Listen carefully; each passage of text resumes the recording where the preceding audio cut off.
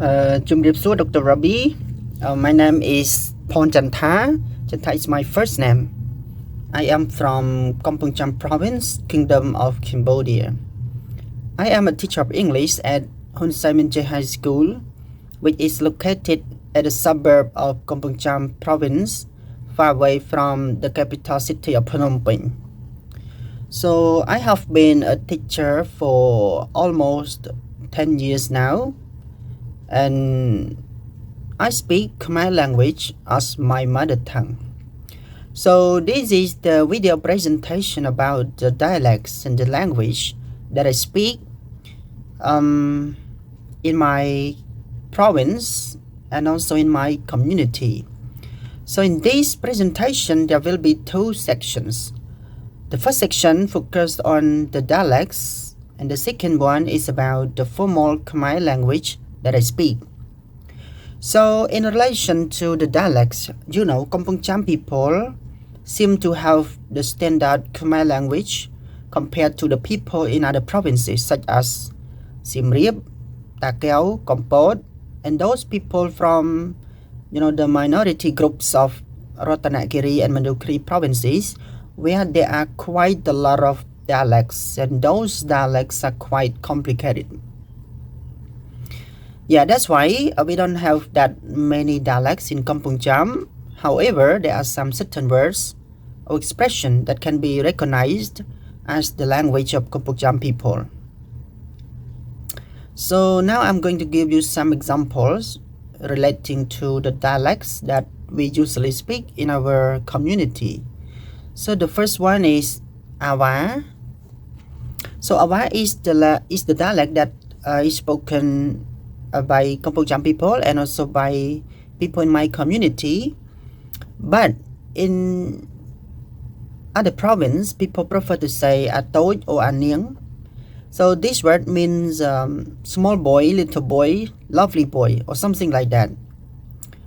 And the second one is relating to the word Oikenang. Oikenang is spoken by me, by Kampong Cham people, while the other people from other provinces would say Saikenang or Aikenang. So not very much different, right? So this means what is that? What is that? Okay. And the next one is Psamloi.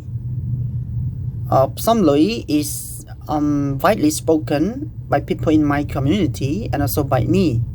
I always say that. I always speak that.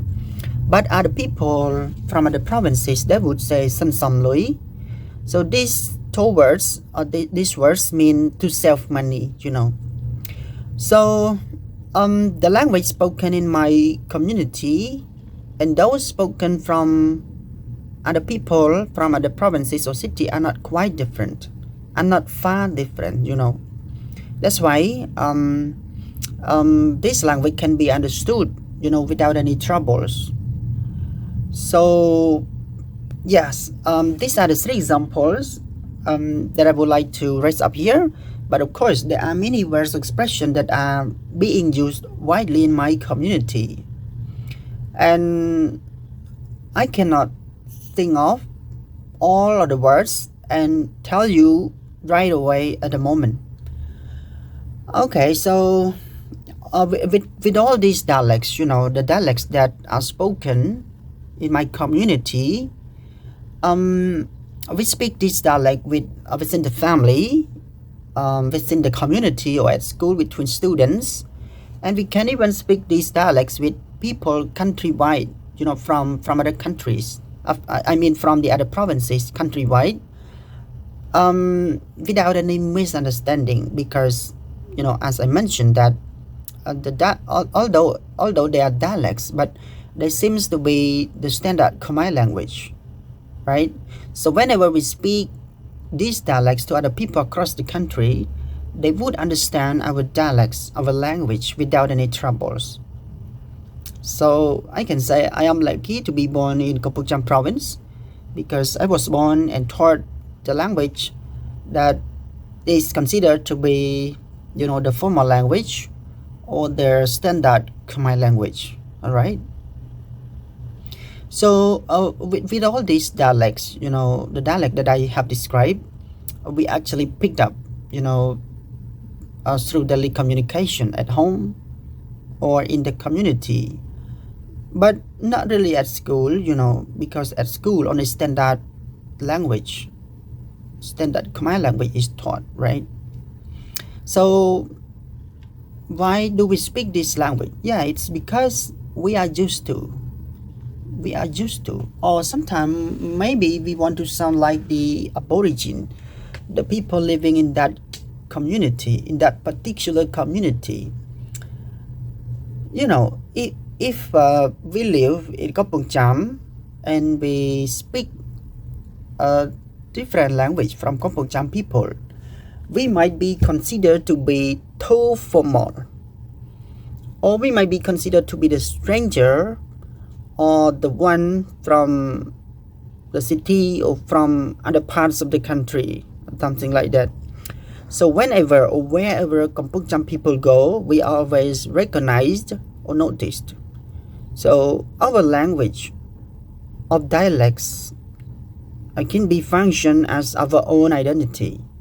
And I believe that identity is very important to everyone, including me, right? So for example, when going abroad, coming to Singapore here, although I am from Cambodia, from a poor country, from a developing country, people might look down at you, but I am still proud to show. I am proud and willing to tell everyone that I'm from Cambodia. I speak Khmer language. So I am Cambodian. I come here to study with you guys. So what's the point that I have to hide my identity? So yeah, it's important. So going back to the dialects, so they are also important, right? So when we go to Phnom Penh, so yeah, people will recognize us as Kampong Cham people. So we are proud that the language can show our identity, can express our identity. All right, so it's about the dialects. So now let's come on to the language that I speak. It's Khmer language, right? So for Khmer language, it is very different from English. You know why? Because one English word can be applied, can be used to all kinds of people in different circumstances. Where Khmer language, words or expressions are used differently based on the status of people and at different occasions. So we have to be aware when we speak, right, with young people, with children, with the people at the same age, with older people, including our parents, grandparents, or even teachers, etc. And also we have to be aware, with the language that we speak with, the Buddhist monk, and more importantly, with, the member of the royal family. It is very important to use the right language, or otherwise you will be judged as an impolite, as a rude and uneducated person. Like that. Yeah, that's not good, right? Yeah. So right now, I would like to give you some examples regarding a Khmer language that we use with different people at different occasions. So the first one is yes. So yes can be simply translated to Khmer language as bad, which is used by male, and just, which is used by female. So there are two translations for that. So one translation is used by girls, and the other one is used by boys, right? However, when we speak with younger people or with children, we don't say bad or cha, but we prefer to say yeah. It's the words that we use with children, meaning to say yes. But when we speak with people at the same age, we can either say if those people are close to us, but we can either say cha or bad if we want to show our respect to all those people. The other one, when we speak with older people, we don't say right? But bad or just must be used properly. Must be used properly. It's very important. So in order to be respectful, to be polite, cha and bad must be used. However, when we speak with the Buddhist monk, we have to say kona. And last one, when we speak with the member of royal family, there is a different word to say, and it is kona tlaivise. So another important example that I want to tell you is the word eat. Eat, right? So eat simply means nyam bai, eat rice, right? But when we speak with young people or children, we can say, like nyam, yeah. If the children is lovely, and if the children are lovely, or if the children are respectful, then we can say nyam. But for some children, we prefer to say si or chra. Yeah, suppose we get angry, right? We get angry to the children, and the respond are rude. They are not respectful. Then we can say si or chra. Yeah. And when we speak with people at the same age, we can either use nyam or hope. These two words are similar. Yeah, similar. We can say hope bai, nyam bai. Yeah, it's okay.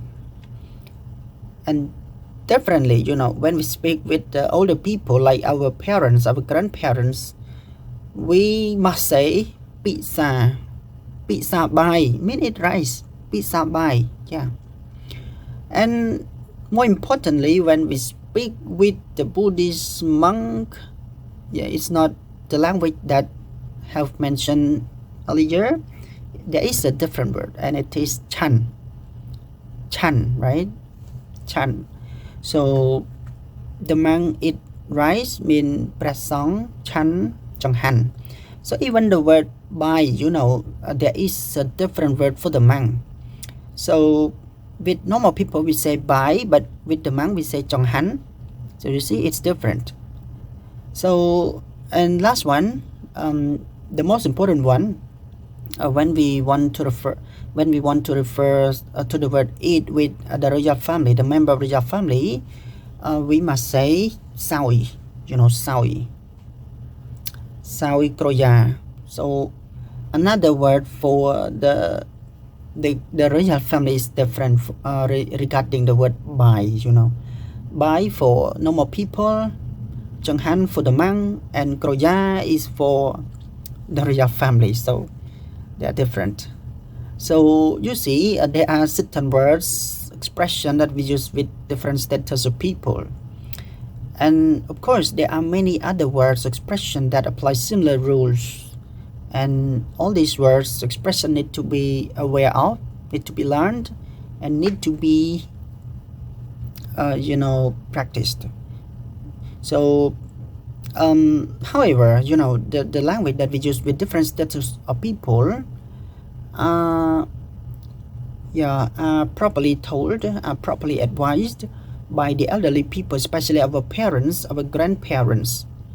And it is also properly taught at school by our teachers, because it is considered very important, and it is a must, because the right language, the politeness and the appropriateness is the identity and also the good culture of Cambodian people. So we don't pick up the language by ourselves, but we are properly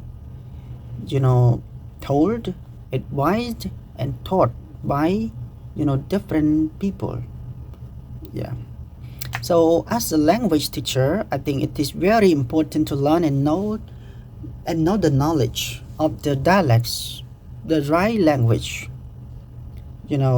which dialect to use that we use with different people because it allows me to use the right context or explanation with my student. And of course, this will is the process of teaching and learning of English language in my classroom more effectively. So I think it's all about my presentation. So thank you very much for your attention. Yeah, Okun and Chumriblia, Dr. Robbie. Bye bye.